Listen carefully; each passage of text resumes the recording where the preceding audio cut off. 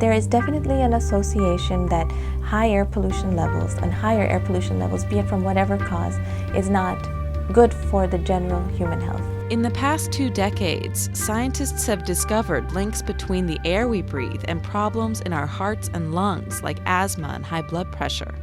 That's because fine particles are so small, less than the width of a human hair, that they slip past the body's natural defenses and travel deep into the lungs. And then whatever is adherent to that particle, be it bacteria or heavy metals or pollen grains or bacterial, portions, can exert the injurious or inflammatory effects in the lower parts of the airway. We don't go out in the neighborhood and enjoy activities like we should. We go to other places. We're like prisoners in our own home. We can't do nothing. Donna Lewandowski and her 2 children, Joey and Jimmy, share a property line with the ArcelorMittal Cleveland Works. At 4 years old, Jimmy's breathing problems have him using an asthma machine 3 times a day.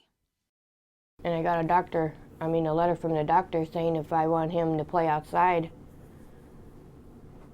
that I should take him in a different neighborhood to play outside. Don't let him play in my backyard. But even inside, it's sometimes hard to escape the steel mill. There are times we have heard very strong noises, and we've tried to, like booming cannons, I looked out the window and I'm like, where's that airplane at?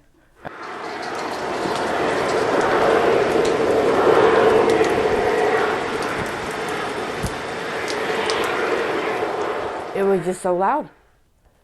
I can understand a little noise, but when it's like right in my bedroom and you can't go to sleep, no way. I think the people down there have a good idea of what's going on, and I think a lot of that could be remedied if they would have to spend money, of course. In addition to the tens of thousands of citizens in Northeast Ohio who are appealing to ArcelorMittal to invest in the health of the city, 526 doctors and nurses have written to the company, calling on it to reduce the amount of pollution it emits into Cleveland's air. Just 4 years ago, neighbors in Middletown, Ohio, organized to encourage AK Steel to do the same thing. This was one of the few facilities that had no controls on their blast furnace. So they basically installed controls to reduce the particulate emissions, from the blast furnace. AK Steel spent $66 million to prevent 6 tons of emissions from polluting Middletown every single day. And about $1 million of that was spent to repair or clean its neighbor's property. Citizens could call a hotline number if they had particulate on their property or on their vehicles. And AK Steel would come out, they would send an investigator out, and if there was material on there, they would be reimbursed to basically have their vehicles and their property cleaned. In Cleveland, records at the Environmental Protection Agency show many of the Cleveland mill's pollution controls are antiquated, despite modern advances in pollution control technology. The youngest is from 1983, and the oldest dates back 65 years to 1943. Plant manager Terry Fedor declined to participate in this film, and he has consistently declined to meet with neighbors to discuss what kind of a role the ArcelorMittal Cleveland mill could play in improving the region's air quality.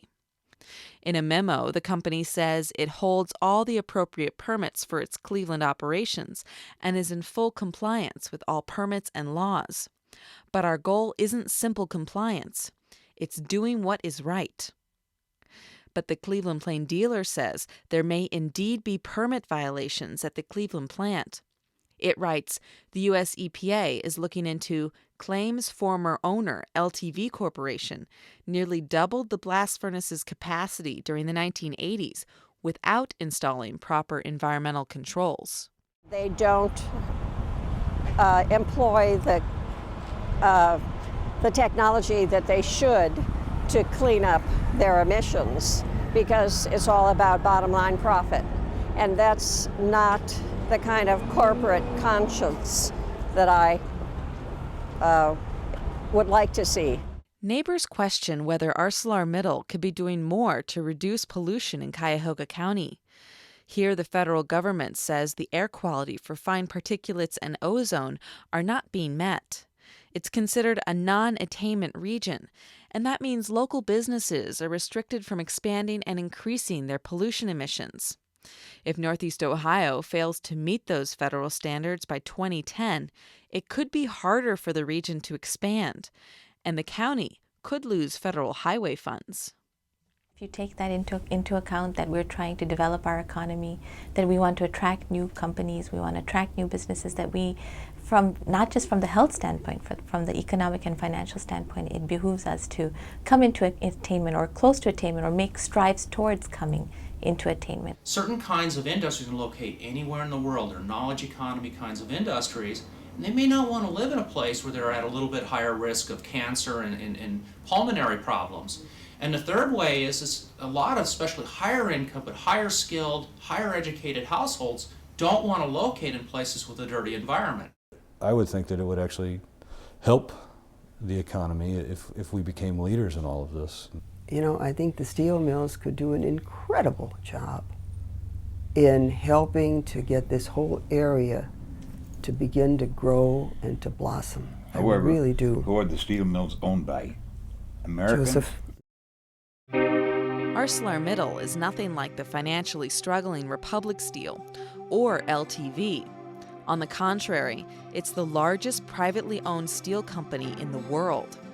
Headquartered in London, England, ArcelorMittal made over $10 billion of profit in 2007.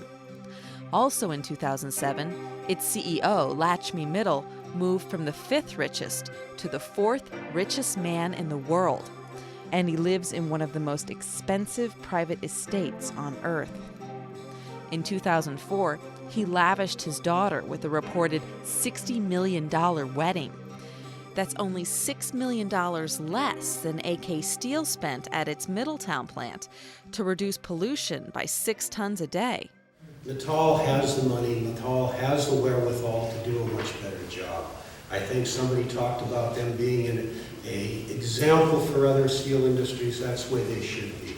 Since they're the largest steel maker in the world, they should be one of the cleanest in the steel world. Ohio EPA records show no new air pollution controls have been installed since the plant was taken over by Lakshmi Mittal in 2005.